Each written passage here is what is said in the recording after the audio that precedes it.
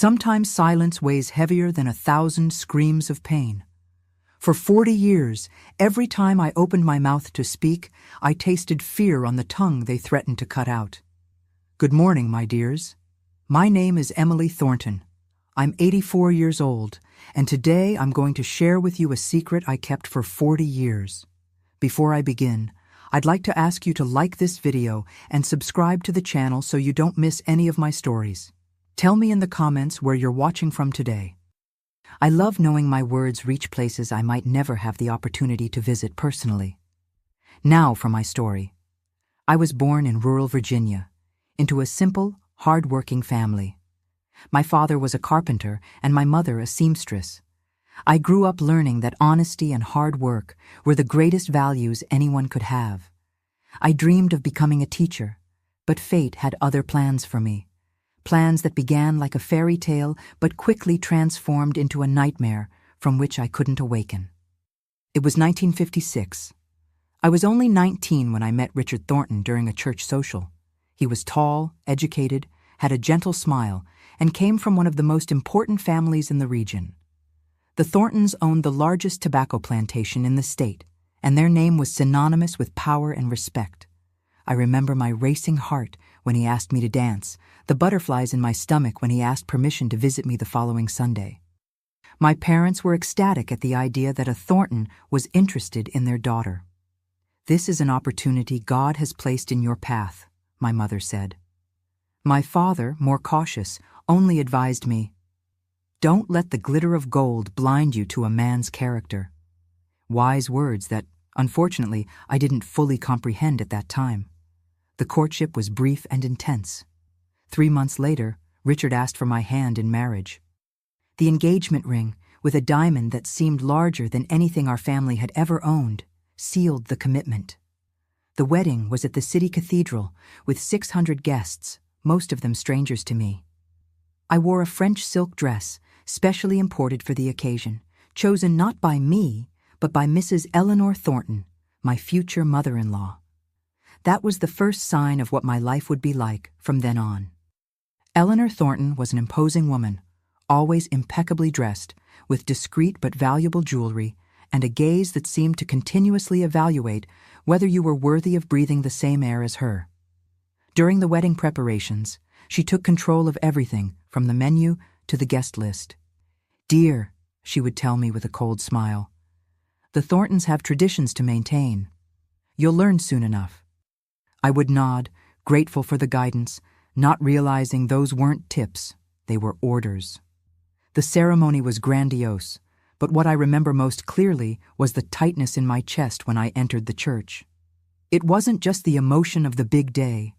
It was a premonition that I ignored, burying it under the carpet of dreams I had woven. My father, when giving me away at the altar, whispered, "It's not too late to change your mind."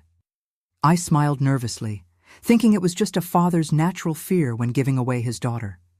Today I know he saw something that I, blinded by the promise of a better life, failed to see. After our honeymoon in Paris, an experience as dazzling as it was disorienting for a girl from rural Virginia who had never left the state, we moved to the Thornton estate. The property was impressive. A main house in colonial style with 12 bedrooms, gardens that seemed to come from a European palace, and more than 50 staff just for the maintenance of the house and grounds. There were also the tobacco plantations that extended beyond what the eye could see, employing hundreds of workers.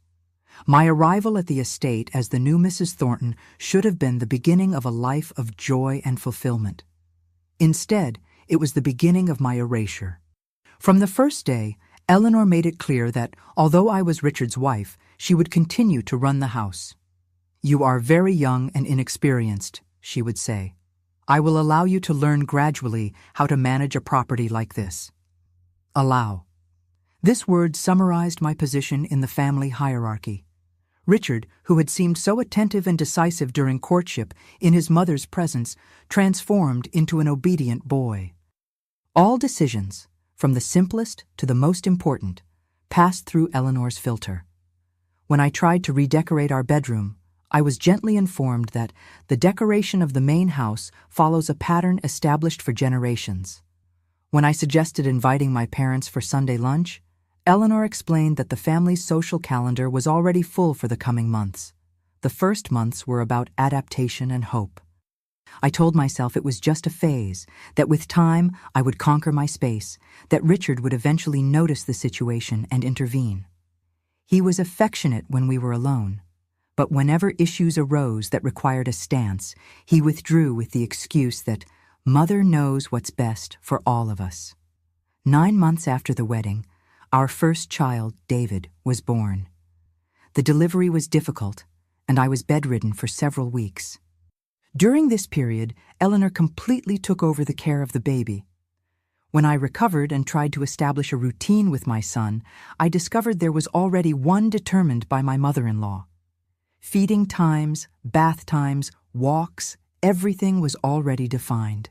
The hired nanny reported directly to her, not to me. "My dear," Eleanor would say with that smile that never reached her eyes, "you should focus on regaining your strength. David is in excellent hands." And so little by little, I was pushed away from my own child. When I insisted on participating more actively, I was subtly discouraged. "I notice you get nervous when he cries. That's not good for the baby." Or, "I noticed you seem tired when you care for him alone. There's no need to exhaust yourself. We have an excellent staff." As the months passed, the feeling of not belonging grew. The estate, immense and beautiful, became my golden prison. My contacts with family and the few friends I had were gradually reduced. Letters I wrote mysteriously went missing. Visits were canceled at the last minute due to unforeseen circumstances. Phone calls were filtered by the housekeeper, who always seemed to have an excuse for why I couldn't answer. Richard, between business trips and responsibilities at the estate, seemed increasingly distant. When I tried to share my concerns, he minimized them. "You're exaggerating, Emily. Mother only wants what's best for our family." Or, "You need to try harder to adapt to our way of life." With time, I learned to keep my thoughts to myself. Silence began to become my most faithful companion. The family doctor, Dr. Lawrence, an elegant middle-aged man who frequently visited the estate, started prescribing me tranquilizers. "You're suffering from nervousness," he diagnosed after I had a crying fit when they prevented me from taking David to visit my parents. "These pills will help you feel more balanced." What started with an occasional pill soon turned into a dependency. The pills left me numb, easier to control. There were days when I could barely remember what had happened in the previous hours. The relationship between Eleanor and Dr. Lawrence always intrigued me. They had long conversations behind closed doors, and sometimes I caught glances between them that suggested an intimacy beyond the friendship between a longtime patient and her doctor. But in that medication-induced state of confusion, I doubted my own perceptions. The turning point came on a night of heavy storm in 1960. Richard was traveling, as he always did during the first week of each month. David, then 3 years old, had a high fever, and I, desperate, was looking for more blankets in the attic of the house. It was there, among old trunks and furniture covered by sheets, that I found a carved wooden box with the initials ETL, Eleanor Thornton and Lawrence, I presumed. Normally, I would never have invaded someone's privacy, but something that night, perhaps desperation over my son's health, perhaps the reduced effect of the medications I was secretly trying to decrease, gave me the courage I had never had. The box was locked, but the key was in the lock, as if someone had put it away in a hurry. Inside, I found letters, many letters, dating back more than 20 years. Love letters exchanged between Eleanor and Lawrence. Letters that revealed a relationship that began even before Richard's birth. Letters that made it clear that my husband was not the son of William Thornton, the deceased patriarch whom I knew only from portraits solemnly hung on the walls of the house, but of Dr. Lawrence. But there was more, much more. I found Eleanor's diary, where she described how William had discovered the truth and threatened to disinherit her, take everything from her, including her son. And then the most disturbing entry, dated 1 week before William's death. L promised a solution. Says he has an infallible method that will look natural. I fear the consequences, but I fear more losing everything we've built. My hands trembled as I read. William Thornton had not died of a heart attack as everyone believed. He had been slowly poisoned with substances that Lawrence, as a doctor, had easy access to. The patriarch of the family, the man whose portrait observed me severely from the dining room wall every night, had been murdered to protect a secret and a fortune. I was so absorbed in reading that I didn't hear the footsteps on the attic stairs. When the door opened, I nearly had a heart attack seeing Eleanor standing there, a dark figure silhouetted against the dim light of the hallway. Her eyes, usually cold and calculating, now burned with a fury I had never seen before. "What do you think you're doing?" She advanced toward me. I tried to explain about the blankets, about David being sick, but the words wouldn't come out. She looked at the open box, at the letters scattered on the floor, and her face transformed. For a moment, I thought she would attack me physically. Instead, she did something much worse. With a terrifying calmness, she bent down until her face was inches from mine and said, "If a word about this leaves your mouth, I'll cut out your tongue and you'll be committed as insane. You'll never see your children again. I have doctors, judges, and politicians in my pocket. You are nobody, Emily. Nobody will believe you." It wasn't an empty threat. In the few years I had spent in that house, I had seen the power the Thorntons wielded in the region. I had seen how authorities bowed, how favors were granted, how problems simply disappeared. And now, with what I had discovered, I understood better than ever how much Eleanor would be willing to do to protect her empire.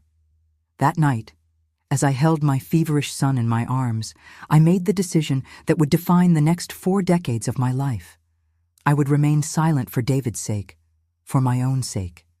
I would pretend I had never seen those letters, that I had never discovered the sordid truth behind the respectable facade of the Thornton family. And so began my long winter of silence. In the days that followed, I realized something had fundamentally changed in the dynamics of the house. The surveillance over me, which was already constant, intensified. A new maid was assigned to help me, or rather, to spy on me. My pills, which I was secretly trying to reduce, were now personally administered by Eleanor or the housekeeper, who would watch until I swallowed them.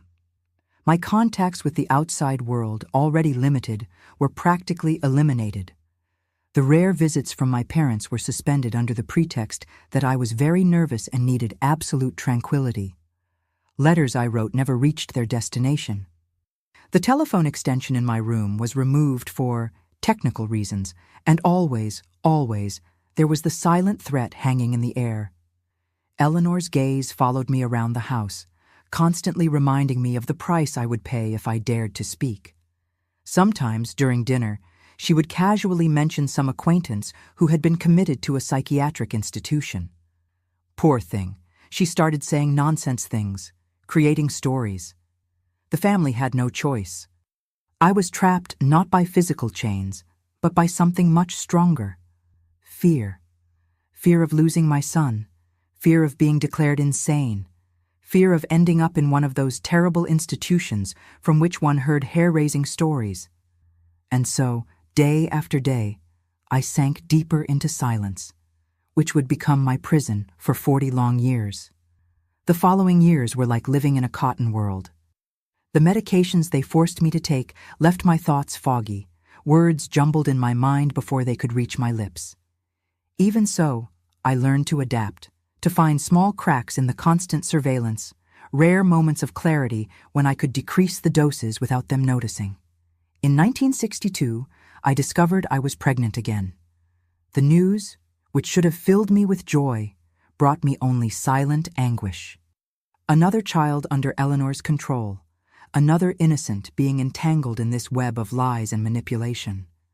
Still, when I held my daughter Caroline in my arms for the first time, I felt a renewed determination. For her, for David, I needed to continue fighting, even if it was an invisible battle, fought in the recesses of my own mind. Richard remained as absent as before, traveling frequently on business, always submissive to his mother when at home. Sometimes, in the rare moments when we were alone, I noticed a lost look on his face, as if a part of him was also imprisoned. I wondered if he suspected the truth about his origin, if he intuitively felt something wasn't right, but I never had the courage to bring up the subject. The shadow of Eleanor's threat was too long. "You're improving, Emily," Eleanor would comment during our lunches on the veranda, observing how I behaved exactly as she expected, docile, quiet, unquestioning. "The medicines are really helping with your nerves." I would nod and smile slightly, knowing that my apparent submission was my only protection. Inside, however, a small flame of resistance remained lit. In 1965, our third child, Michael, was born. The delivery was difficult, and for weeks I was more medicated than ever, floating between consciousness and long periods of sleep. When I finally regained some lucidity, I discovered I barely knew my own baby. As had happened with David and Caroline, Eleanor had taken control, established routines, hired a nanny who reported directly to her. "Ma'am was very weak," the housekeeper justified, when I questioned why they didn't call me when the baby cried during the night. "Mrs. Thornton thought it best to let you rest." Always Eleanor, always deciding what was best for all of us. The years passed with a suffocating monotony. The seasons succeeded one another, marked only by the changes in the landscape of the estate that I observed through my bedroom window. Springs, summers, autumns, and winters merged into an indistinct mass of time. The children grew before my eyes, but always kept at an emotional distance from me. "Mommy is tired today," I heard Eleanor tell them when they tried to seek me out. "Mommy needs her medicine to get better." Gradually, my own children began to look at me with a mixture of pity and distrust, as if I were a stranger too fragile to be part of their lives. It was during these foggy years that I learned to create small pockets of resistance. I began to spit out some of the pills when no one was looking, hiding them in a crack in the wall behind my bed's headboard. When I felt more lucid, I took advantage to observe, to memorize, to understand the patterns of the house, who came, who went, which were the days when Eleanor and Dr. Lawrence met behind closed doors in the office. Dr. Lawrence continued to be a constant presence in our lives. Over the years, I noticed how he looked at Richard with a mixture of pride and guilt. On certain occasions, when he thought no one was watching, he would discreetly touch my husband's shoulder or study his profile with a disturbing intensity. Richard, in turn, showed him a respect that bordered on veneration, much greater than any feeling he directed toward the portrait of the man he believed to be his father. In 1968, my parents passed away within months of each other. I received the news through Eleanor, who handed me an already opened telegram. "I'm sorry for your loss," she said with an icy formality. "Unfortunately, you're in no condition to travel for the funeral." I cried alone in my room, devastated not only by the loss, but by not being able to say goodbye, by not having been present in the last years of their lives. The guilt for having distanced myself from them, even if not by my own choice, was an additional weight on my already bent shoulders. It was after my parents' death that I realized I was truly alone. There was no one outside that estate who cared about me anymore, who might notice my disappearance or question my absence. The world out there continued to turn, unaware of the woman who was slowly fading within the walls of the Thornton mansion.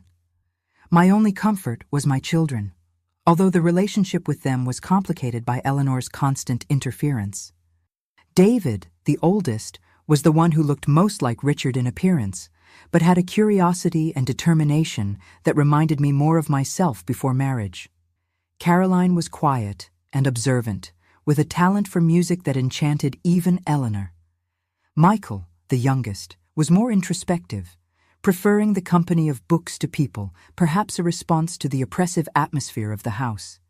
When I managed moments of clarity, I tried to approach them, to tell stories from my childhood, to teach small things I had learned from my own mother.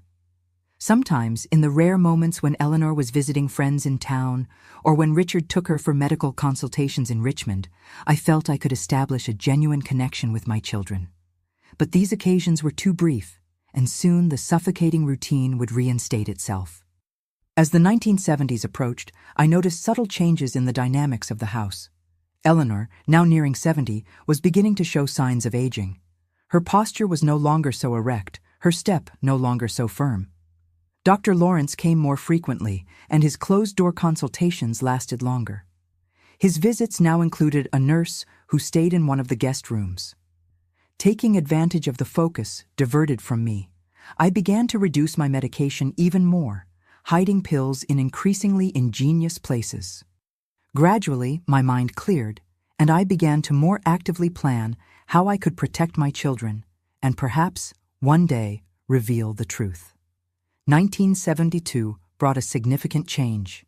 David, then 15, would be sent to a boarding school in the capital. "It's a family tradition," Eleanor explained during dinner. "All Thornton men receive an excellent education to take over the business." Richard nodded proudly, not noticing how my heart broke at the prospect of losing daily contact with my firstborn. The night before David's departure, I managed a rare moment alone with him. The housekeeper had retired early with a headache, and Eleanor was busy in her room with the nurse. I found my son in the library, packing some books he wanted to take. "Are you happy about this change?" I asked, trying to keep my voice steady despite the lump in my throat. David looked at me with an expression that mixed surprise and curiosity. It was rare for me to initiate a conversation, rarer still for us to be alone. "I think so," he answered cautiously. "Grandmother says it's important for my future."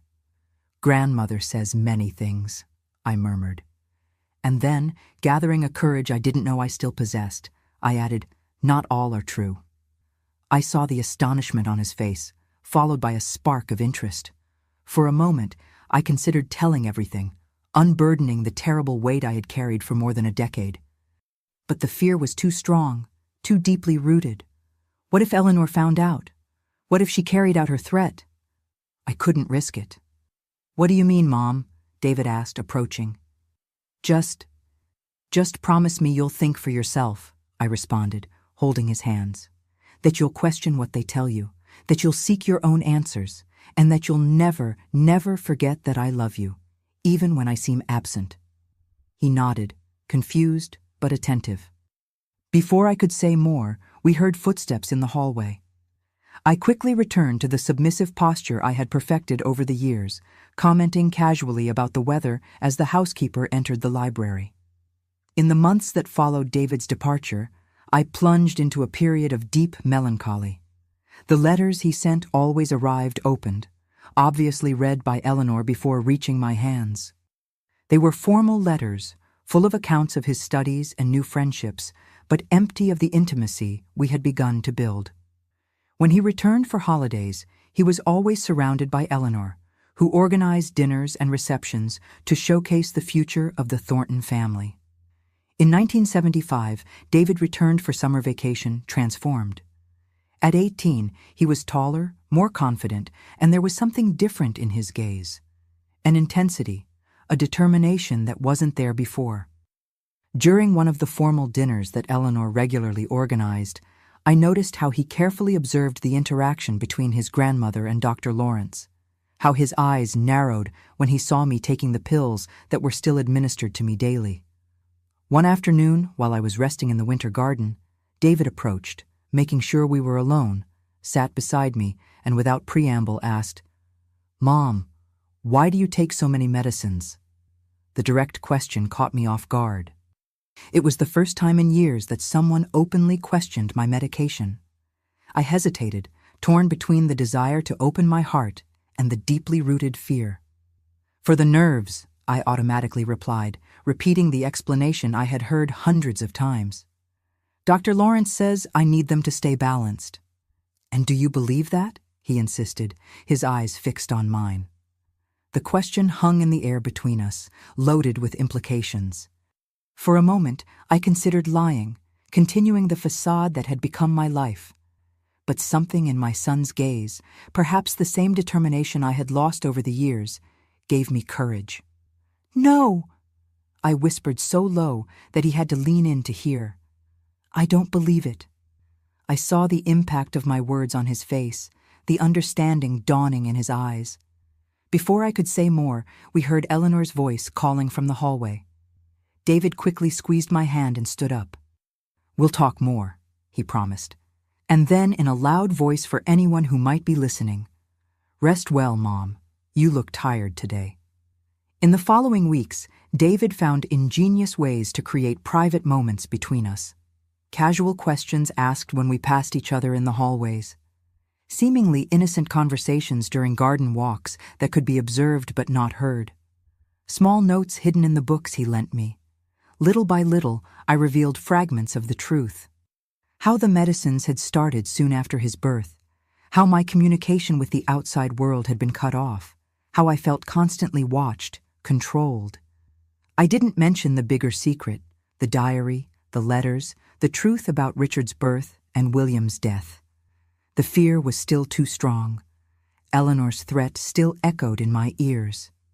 It was David who, on his own, began to interfere with my medication. "We've swapped some of your pills," he revealed in a note. "Caroline is helping me.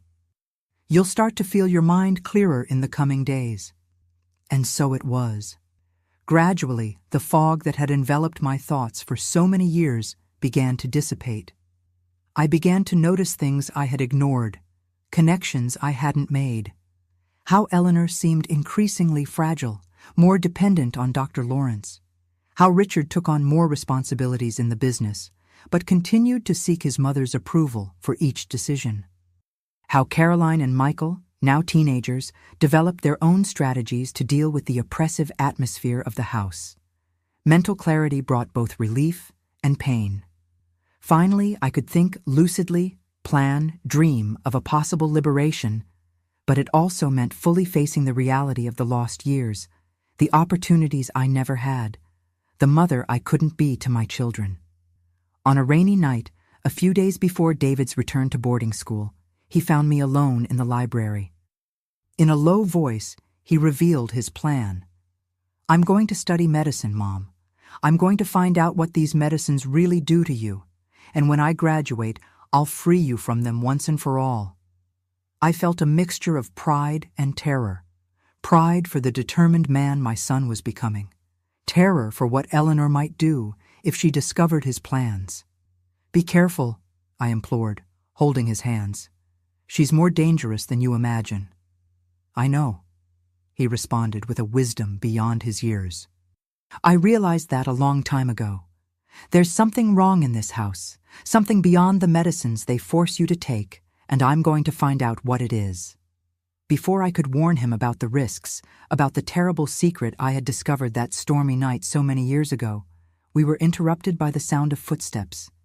Quickly, David picked up a book from the shelf and began leafing through it while I returned to my embroidery, once again assuming the mask of docility that had become my protection. The next day, Eleanor announced she had made arrangements for David to continue his studies in Europe. "An exceptional opportunity," she explained during lunch. "The best professors, international connections that will be valuable for the future of the family business." I looked at my son, seeing in his eyes that he perfectly understood what was happening. Eleanor had noticed our approach, noticed the change in my behavior, and was separating us before we could strengthen our alliance further. On the eve of his departure, David managed one last moment alone with me. "This isn't goodbye," he assured, his voice firm despite the emotion. "I'll continue our plan, even from a distance. And one day, Mom, I'll free you from this prison." As the car took him to the airport the next morning, I stood at my bedroom window, watching until it disappeared around the bend in the road. A part of me was leaving with him, the part that had begun to believe liberation was possible. But another part, the one that had learned to survive during so many years of silence, knew I would need to continue resisting day after day until that promise could be fulfilled. The years that followed David's departure for Europe were the loneliest of my life. His absence left a void that seemed impossible to fill, despite the presence of Caroline and Michael in the house. Eleanor, always vigilant, intensified her control over me. My medicines returned to being administered with implacable rigor, always under direct supervision, making any attempt to avoid them impossible. "It's for your own good, Emily," she repeated with that cold smile that never reached her eyes. "You seemed so agitated in the last weeks before David's departure." The letters from my son arrived regularly, but always passed through Eleanor's filter before reaching my hands. They were formal letters talking about his medical studies at the University of Heidelberg in Germany, about the European climate, about the cultural differences he encountered. To inattentive eyes, they would seem just accounts of a young man excited about his new life. But for me, who had learned to read between the lines during years of oppression, there were hidden messages. "The university library is fascinating, Mom. I'm researching historical treatments for nervousness and how many were used more for control than for cure. I've been learning a lot about how certain substances can alter perception and memory." I immediately understood what he was investigating, the medications that had been administered to me for so many years.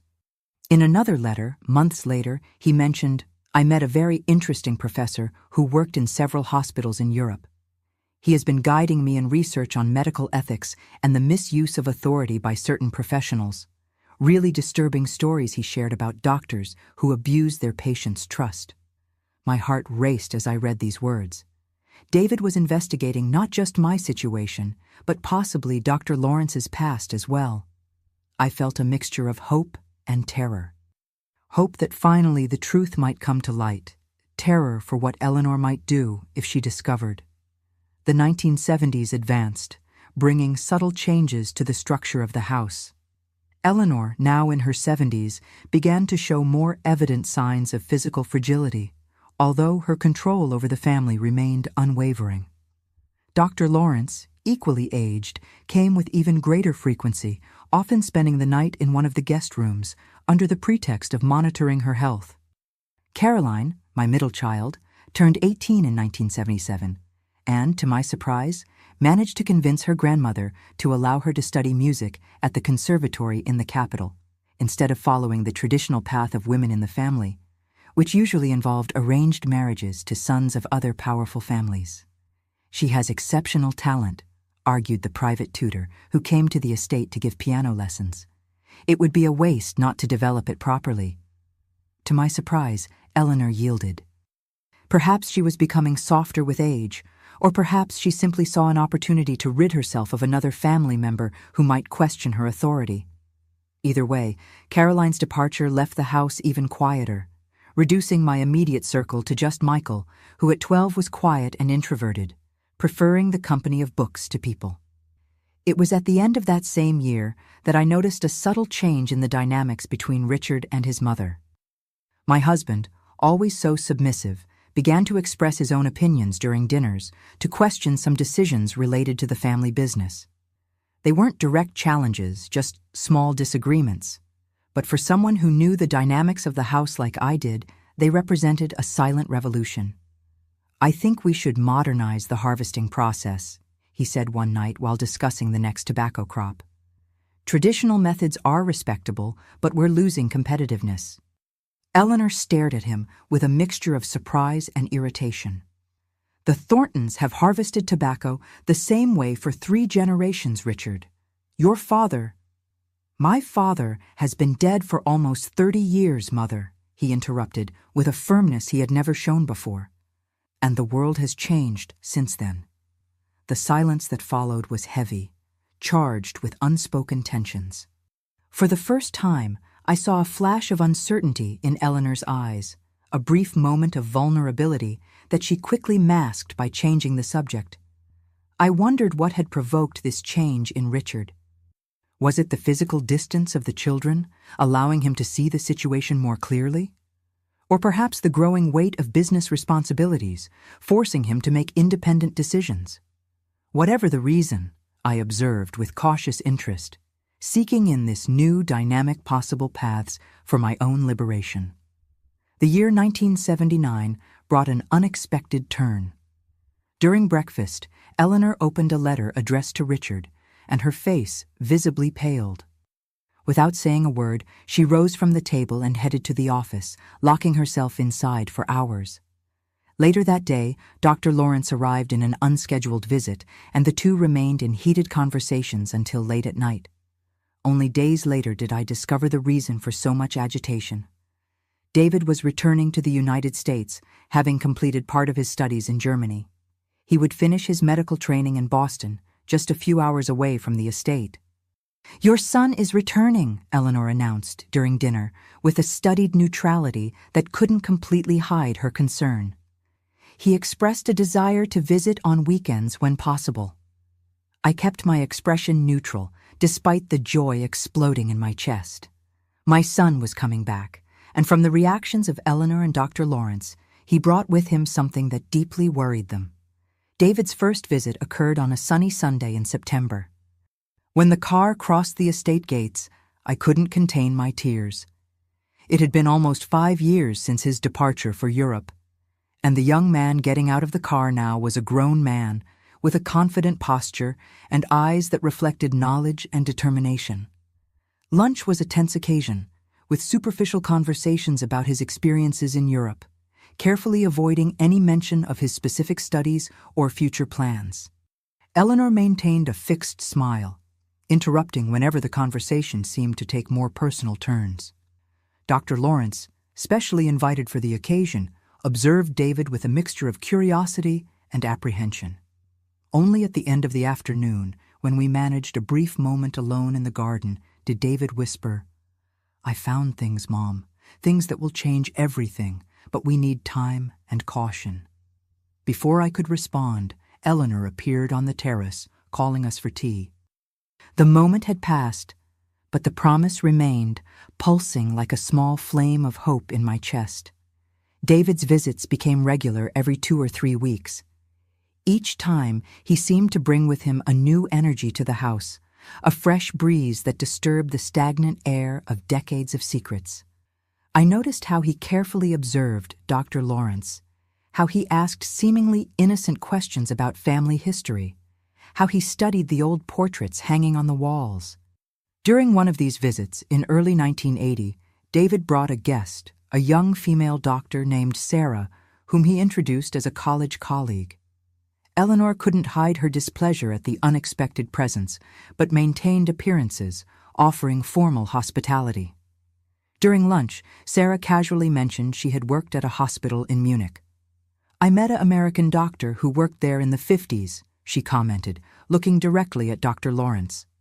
A brilliant man by all accounts, although there was some controversy about his treatment methods.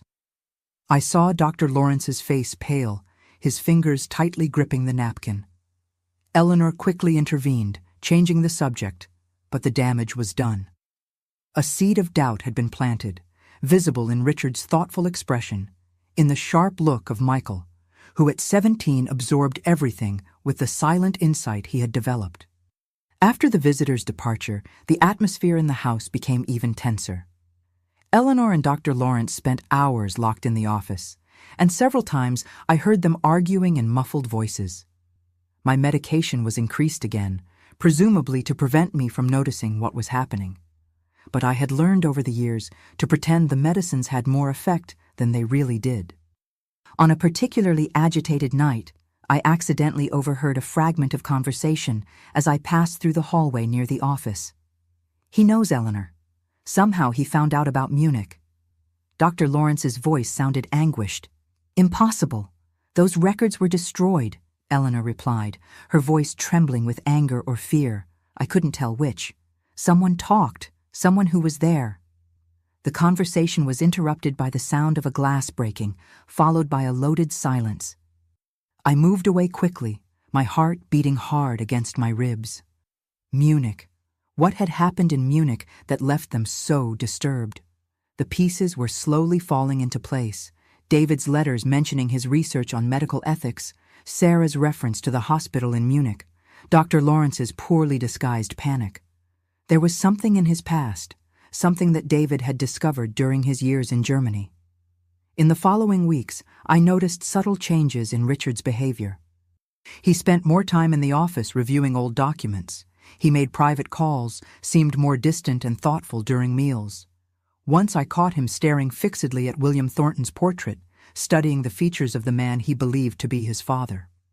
David returned on a rainy afternoon in May, this time alone. He brought with him a folder that he guarded carefully, never letting it out of his sight. During dinner, he announced he had made an important discovery for his doctoral thesis. "I'm researching questionable medical practices in the post-war period," he explained, carefully observing the reactions around the table. "It's fascinating how certain professionals manage to escape scrutiny by changing countries, establishing new identities."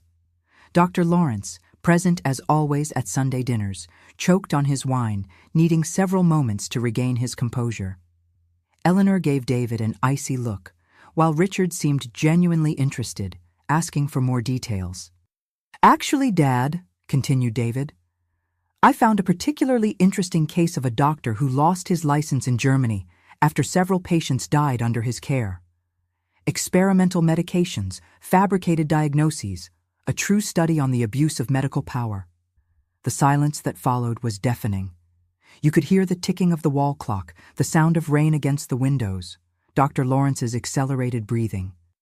"I think this kind of conversation isn't appropriate for dinner," Eleanor intervened, her voice trembling slightly despite her effort to appear controlled. "Richard, why don't you tell us about the new export contracts?" But Richard, for the first time that I could remember, completely ignored his mother's suggestion. His eyes were fixed on David, an expression of growing understanding dawning on his face. "This doctor," he asked slowly. "What was his name?" "Dr." Lawrence rose abruptly, knocking over his chair. "I need to withdraw," he announced, his face red and sweaty. "I'm not feeling well." "Sit down, Lawrence," ordered Eleanor, her voice sharp as a razor. "This is ridiculous. David is just sharing his academic research. There's no reason for alarm." But there was, and everyone at the table now realized it. Something fundamental was changing. A balance carefully maintained for decades was beginning to crumble before my eyes. After dinner, Richard invited David for a private conversation in the office. Eleanor tried to intervene, insisting she should be present, but for the first time my husband confronted her directly. "No, Mother," he said with a firmness he had never shown before. "This is a conversation between me and my son." I stayed in my room, anxiously waiting, imagining what might be being revealed in that conversation. From the windows, I observed Dr. Lawrence hastily leaving the house, getting into his car, and departing into the rainy night, the headlights briefly illuminating the raindrops before disappearing into the darkness. Hours later, Richard came to my room, something he rarely did. His face was pale, his eyes red as if he had cried or held back tears. "Emily," he said, sitting heavily on the edge of the bed, "I think we need to talk. There are things that David discovered about Lawrence, about my mother, about me." In that moment, I understood that the moment I had both feared and simultaneously awaited had finally arrived. The truth, buried for so long under layers of lies, threats, and manipulation, was emerging to the surface. The secret that had forced me into 40 years of silence was about to be revealed. "You already knew, didn't you?" Richard asked, his eyes searching mine. "All this time, you knew." I felt the weight of 4 decades of forced silence, of constant fear, of medications that clouded my mind. I also felt a growing wave of something I hadn't experienced in a long time. Courage? "Yes," I finally answered, my voice hoarse with emotion. "I knew, and there's much more you need to know." Dawn found us still talking, unearthing painful truths, connecting the dots of a dark story that had shaped our lives without us realizing it. Richard listened, sometimes incredulous, sometimes furious, sometimes simply devastated by the dimension of the lies that had built his world. When the sun rose, illuminating the room with a golden light, I felt as if something was also being born within me, the hope that perhaps I could finally find my voice again. The days that followed my conversation with Richard were filled with palpable tension at the Thornton estate. The air seemed charged with electricity, like in the moments preceding a great storm. Eleanor noticed the change immediately, her sharp eyes catching every glance exchanged between Richard and me, every conversation interrupted when she entered a room.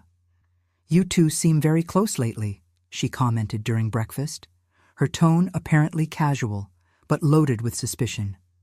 "It's good to see this rapprochement after so many years." Richard just nodded, avoiding her gaze. I noticed how he now observed his mother with new eyes, no longer with the blind devotion of a son, but with the critical gaze of someone who finally saw the manipulator behind the maternal mask.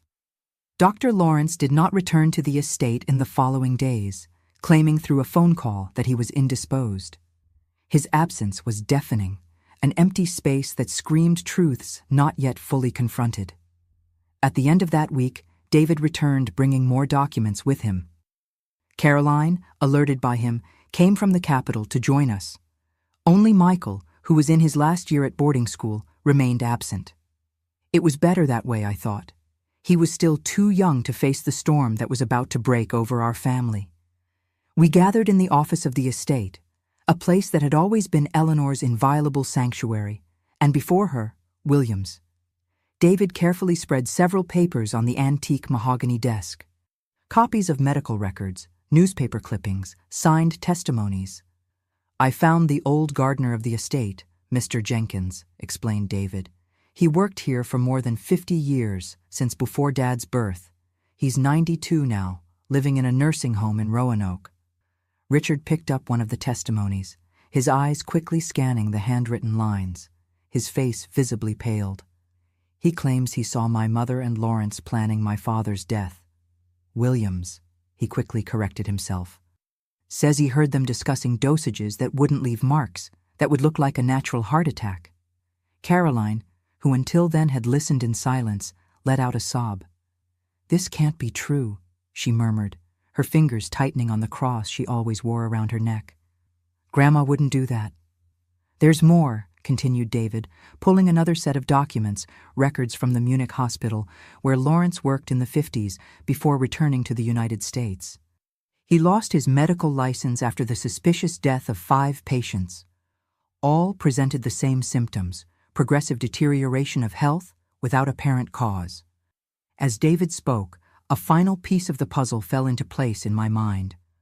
The nerve pills I had been forced to take for decades weren't just to keep me docile and controlled. They were part of an ongoing experimentation, an extension of the practices that had cost Lawrence his license in Germany. "He tested drugs on me," I whispered, the realization hitting me like a punch. "All these years." Richard held my hand, his eyes shining with a contained fury I had never seen in him before. "And there's also this," concluded David, removing a sealed envelope from his folder. "The result of the DNA test I did with samples from you, Dad, and from William Thornton's portrait." The silence that followed was absolute. Through the office windows, you could hear the birds singing in the garden, the distant sound of workers in the plantations, normal life continuing oblivious to the earthquake shaking the foundations of our family. Richard stared at the envelope for long moments, as if it contained not just the results of an exam, but the entire redefinition of his existence. Finally, with trembling fingers, he opened it and removed a single sheet of paper. I didn't need to read the content to know the result. The expression on my husband's face said it all.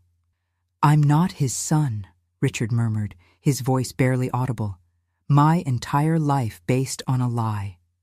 Before we could fully absorb the impact of that revelation, the office door opened.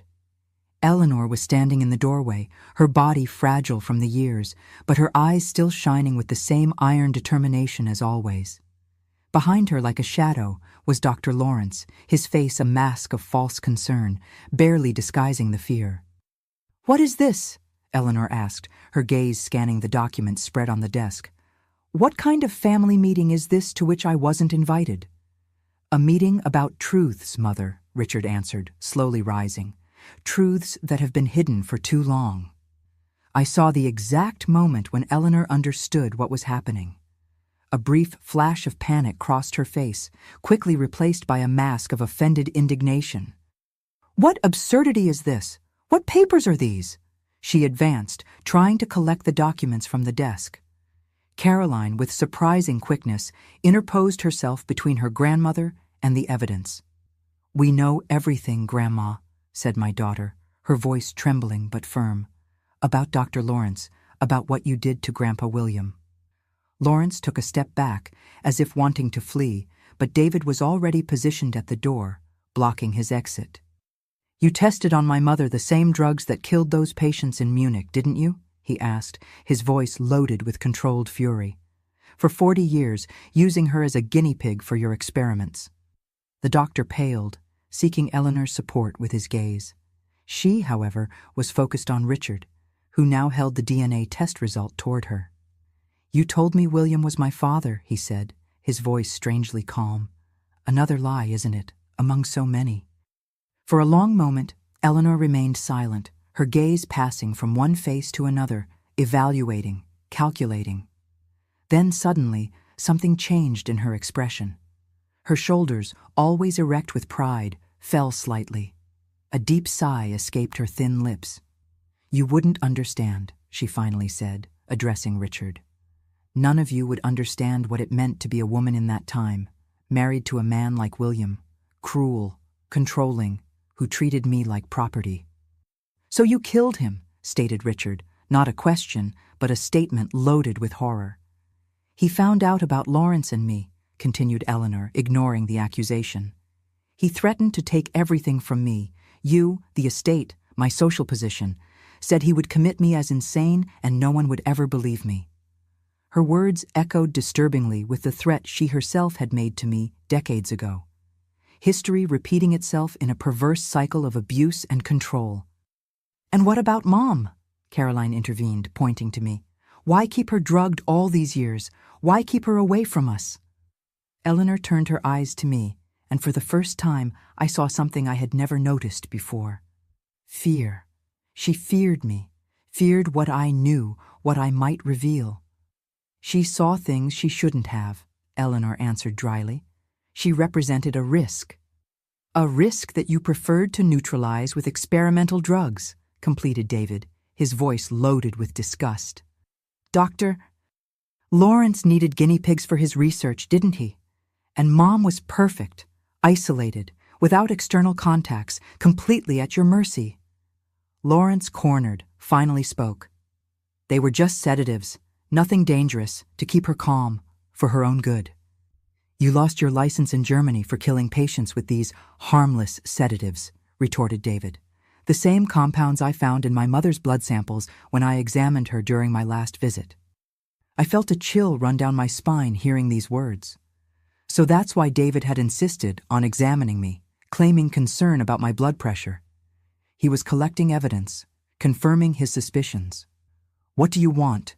Eleanor abruptly asked, her tone changing to something more calculating. "Money? The estate? I can make a deal." Richard's reaction was immediate and surprising. A bitter laugh escaped his lips, a sound I had never heard from him before. "Even now, you still think you can control everything, don't you, Mother? That you can buy your way out of any situation?" "We want justice," David firmly declared. "For Grandpa William, for my mother, for all the patients who died in Munich." Eleanor straightened her shoulders, recovering part of her imposing posture. "Circumstantial evidence," she said with disdain. "The testimony of a senile gardener, old documents that can easily be falsified. Do you really think anyone would believe you against me? Against the Thornton family?" It was at that moment that I found my voice, that voice that had been silenced by 40 years of fear and manipulation. I rose slowly, feeling all eyes turned to me. "I would believe," I said, my voice firmer than I expected. "I would testify, would tell everything I saw that stormy night, everything I read in your diary, all the threats I suffered over the years." For the first time, I saw fear completely take over Eleanor's face. It was no longer a flash, but an expression of pure terror. She knew, just as I did, that my testimony would be devastating. A daughter-in-law kept drugged for decades, prevented from raising her own children, threatened with having her tongue cut out if she spoke. It was the kind of story that not even the power of the Thorntons could silence. It was Lawrence who broke the impasse. With a sudden movement, he tried to push past David and reach the door. My son, younger and stronger, easily stopped him. In the struggle that followed, Lawrence stumbled, falling heavily against the desk. A sharp sound of pain escaped his lips, and he brought his hand to his chest, his face contorting in agony. "He's having a heart attack," exclaimed Caroline, running to help him. David, with the calm of a trained doctor, immediately began first aid procedures while Richard called for an ambulance. Amidst the chaos, I saw Eleanor retreat to a corner of the room, her face a mask of shock and disbelief, as if she finally realized that her carefully constructed empire was crumbling before her eyes. The ambulance arrived in record time, but it was already too late for Lawrence. He died on the way to the hospital, the victim of a massive heart attack. A cruel irony, I thought, that he would have the same end he had helped orchestrate for William Thornton so many years before. In the chaotic hours that followed, between statements to the police about the circumstances of Lawrence's death and calls to lawyers, I realized that Eleanor had disappeared. We found her in her room, sitting motionless in her favorite armchair, staring fixedly at William's portrait on the opposite wall. "He always knew he wasn't the father," she said, without taking her eyes off the portrait, her voice distant, as if speaking to herself. "William knew from the beginning. He agreed to raise Richard as his own, because he was obsessed with having an heir to the Thornton name. But he made me pay for it every day, with small cruelties, private humiliations, constant threats." I looked at Richard, seeing the pain in his eyes as he heard these words. All his life, all his identity was being redefined in those terrible moments. "That doesn't justify murder," he finally said. "Nor what you did to Emily." Eleanor turned to face him, her eyes strangely empty. "I don't expect justification or forgiveness," she responded. "I just want you to understand that there was no choice in that time for a woman like me." Her words were interrupted by a strange sound that escaped her throat. Her body stiffened, her right arm fell limp beside the armchair, and her face contorted in an expression of pain. "Stroke," David immediately diagnosed, rushing to her side. "Call the ambulance again." The story seemed to be repeating itself with an almost cruel precision. Again the ambulance, again the race to the hospital. This time, however, Eleanor survived, although the stroke was severe enough to leave her partially paralyzed and with compromised speech. In the hospital, as we waited for news in the aseptic hallway that smelled of disinfectant and fear, Richard held my hand tightly. "I'm sorry," he said, his voice choked, "for everything you went through, for not noticing, for not protecting you." I squeezed his hand back, feeling a strange mixture of emotions. Relief for the truth finally revealed, sadness for the lost years, compassion for the man at my side, who had just discovered that his entire life had been built on lies. "We were both victims," I responded softly, in different ways, but equally devastating. In the days that followed, while Eleanor fought for her life in the ICU, our family began the painful process of reconstruction. Michael was called back from boarding school, and together, Richard, I, David, Caroline, and Michael faced the difficult task of deciding what to do with the revelations that had shaken our foundations. After long discussions, we opted not to take William's case to the authorities. 40 years had passed, the evidence was circumstantial, and the main accomplice, Lawrence, was dead. Moreover, there was the family name to consider, not out of vanity or pride, but for the employees of the estate, for the families who depended on the Thornton businesses to survive. However, Richard insisted on a complete investigation into the medications that had been administered to me for so many years. David, using his medical contacts and the help of toxicologist colleagues, meticulously documented the compounds found in my system, comparing them with the records of the deceased patients in Munich. "These documents will be kept," decided Richard. "If we ever need them, they'll be there. For now, our priority is your recovery, Emily." And so, slowly, I began my process of detoxification and healing. Without the constant sedatives, my mind gradually cleared, although the years of medication had left sequelae, memory lapses, occasional episodes of confusion, vivid nightmares that woke me up screaming in the middle of the night. Richard, driven by a guilt that I repeatedly told him was unnecessary, became tireless in his efforts to ensure my well-being.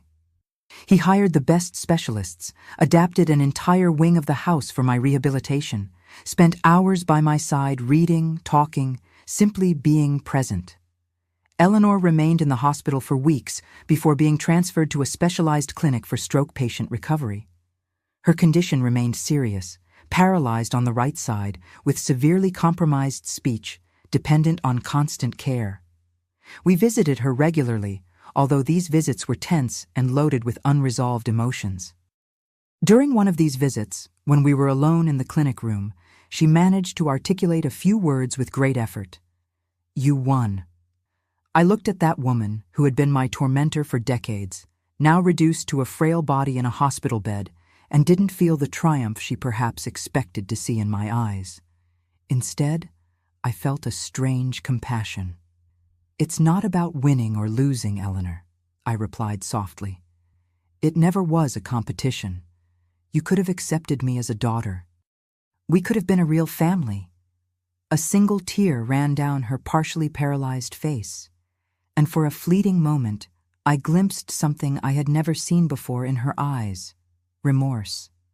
That night, upon returning to the estate, I looked from my bedroom window at the vast starry sky above the tobacco plantations. After 40 years of forced silence, I had finally found my voice. The path to healing would be long, I knew that.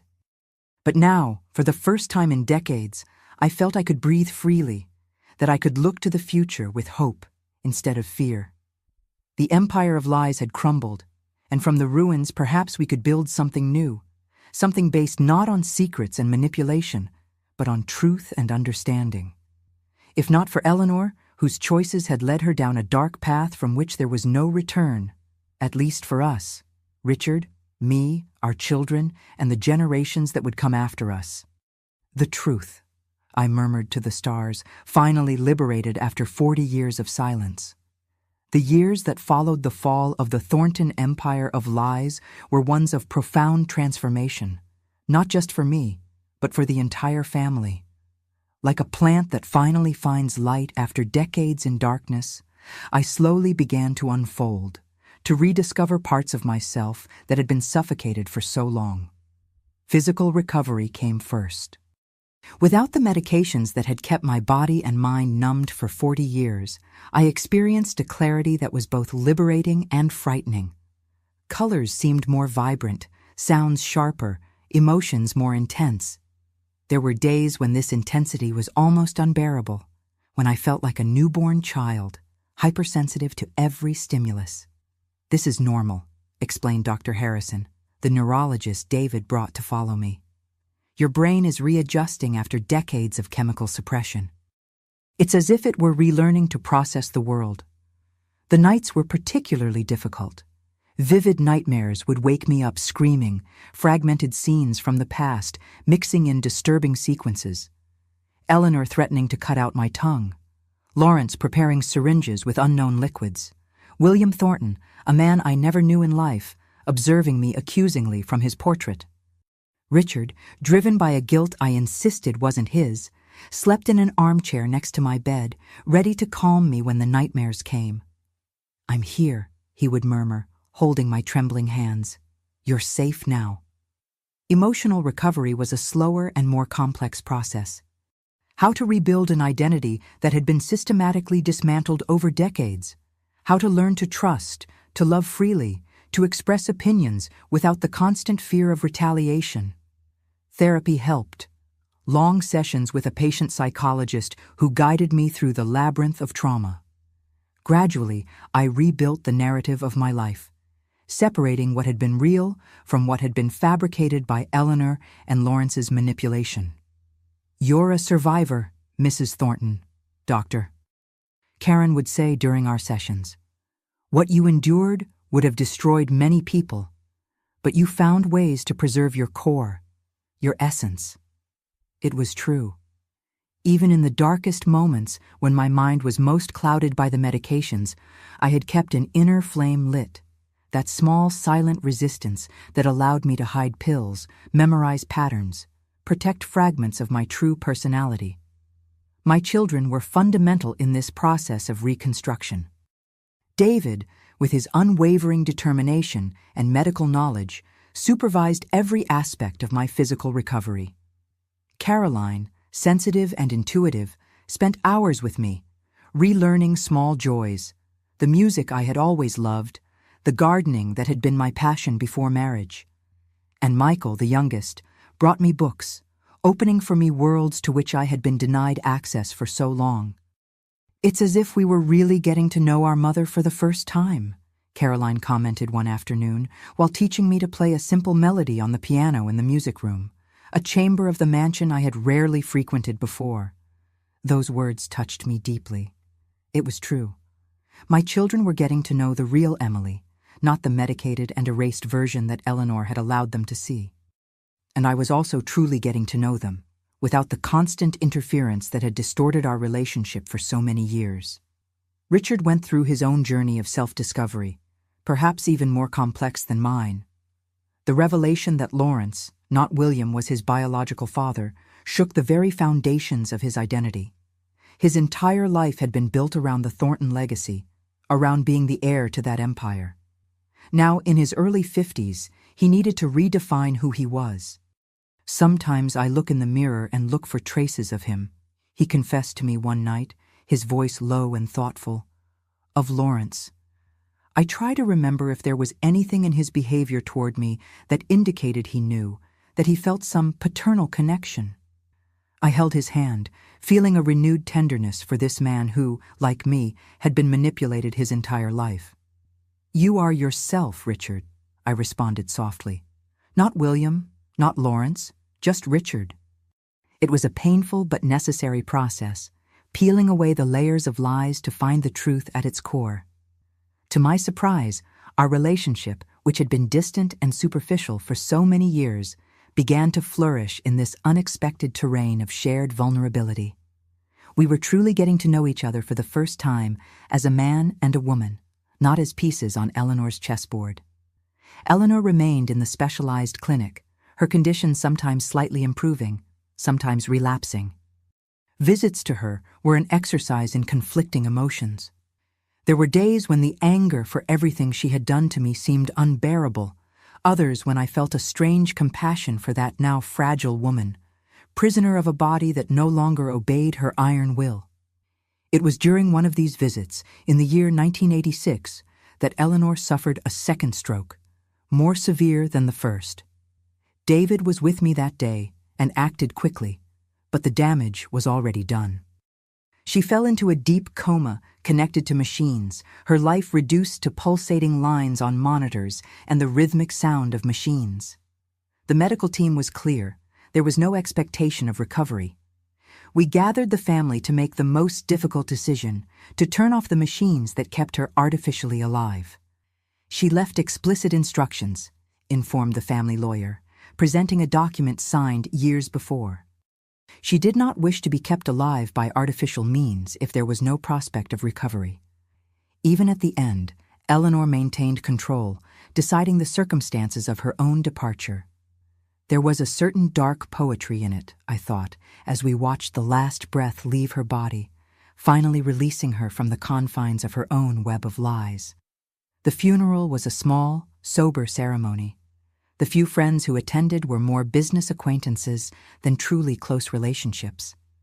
I realized, watching the coffin being lowered into the ground, that Eleanor had lived as isolated in her world of control and manipulation as I had in my prison of medications. In a way, we had both been victims, I of her actions, she of her own fears and obsessions. With Eleanor's death, the last link to the dark past was broken. We all felt a strange relief mixed with an indefinable melancholy. It was the end of an era, the closing of a painful chapter, but also the beginning of something new, not yet written. In the years that followed, the Thornton estate underwent profound transformations. Richard, freed from his mother's oppressive shadow, implemented changes he had desired for years. Work practices were modernized, better conditions offered to employees, part of the land converted into a nature reserve. "This place carries many painful memories," he said one afternoon as we walked through the newly renovated gardens. "But it's also our home, the home of hundreds of families who depend on the estate. We can't erase the past, but we can build a different future." That was exactly what we were doing, day after day, brick by brick, building a future that didn't deny the past but refused to be defined by it. My own transformation continued in small daily steps. I returned to studying, something that had been interrupted when I married at 19. I started with basic books, slowly advancing until I enrolled in correspondence courses. The joy of learning, of expanding my mind after decades of intellectual confinement, was indescribable. In the year 1990, at 53, I achieved a dream I had abandoned in my youth. I graduated as a teacher. It was a simple certification to teach in the early grades, but for me, it represented a monumental victory over everything that had tried to diminish me. With Richard's support, we inaugurated a school on the estate for the employees' children. Small at first, just a room with donated desks and used books, but growing each year. Teaching those children, seeing their eyes light up with new knowledge, became my greatest joy. "You tell stories differently, Mrs. Thornton," a student commented one day, "as if you had lived each one of them." I smiled, touched by the child's innocent perception. In a way, it was true. Each book I read to them, each lesson I taught, was colored by my own experiences, the darkness I had known, and the light I had finally found. Grandchildren began to arrive in the early 90s, first David's children, then Caroline's, and finally, to our surprise, Michael announced that his partner was expecting twins.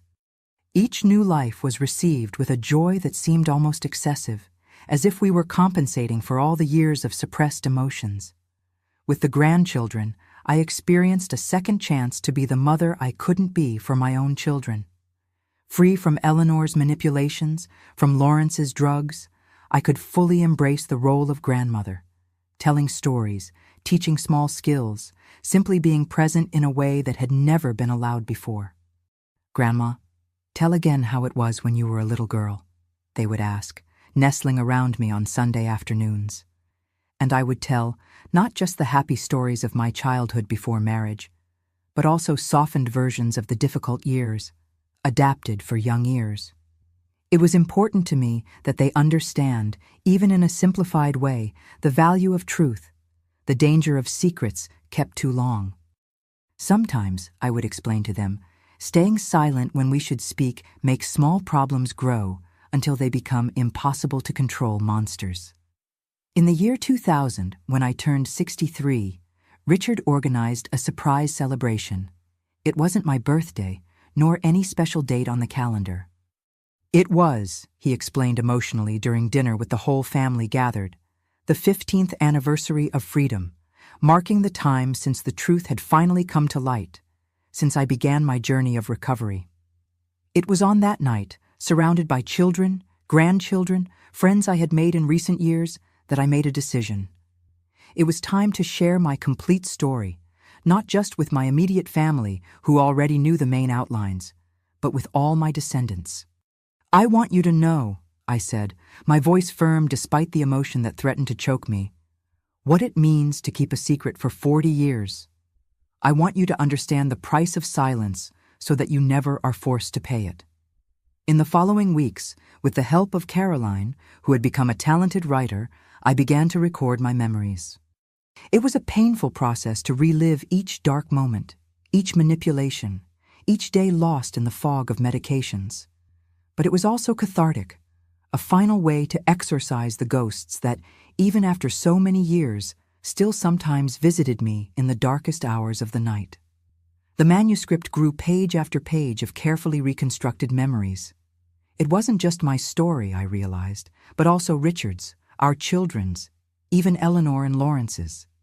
It was the chronicle of how secrets and lies can corrode the foundations of a family, generation after generation, until someone finds the courage to say enough. When we finished, in the autumn of that same year, we held a private ceremony in the estate's library.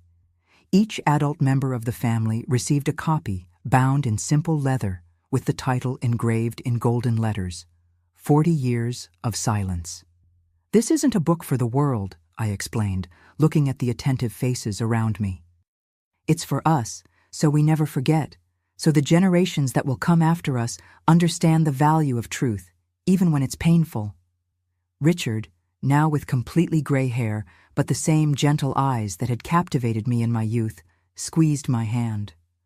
"It's also a story of survival," he added, "of how it's possible to find light even after decades in darkness." He was right, I realized. My life wasn't just a story of victimization, but also of resistance. Not just of loss, but also of rediscovery. Not just of pain, but also, finally, of healing. Today, at 84, I look back and see the long path traveled, from the innocent young woman who entered the Thornton estate full of dreams, to the medicated and silenced prisoner, to the survivor who finally found her voice. Each version of me is part of the whole. Each experience shaped me into the woman I became.